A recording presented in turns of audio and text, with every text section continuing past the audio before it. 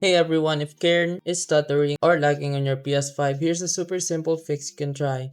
First, go to your PS5 settings, then head over to Users and Accounts. Scroll down to Other and select Restore Licenses. Just hit Restore and wait a few seconds. Next, go back to Settings, then System Software and System Software Update and Settings. Make sure your PS5 is fully updated.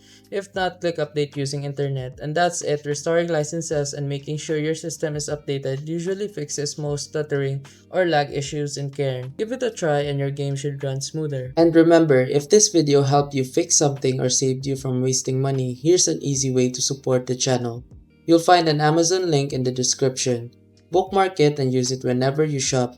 Whether you're buying tech or everyday essentials, a small portion of what you already spend helps support the work here at no extra cost to you.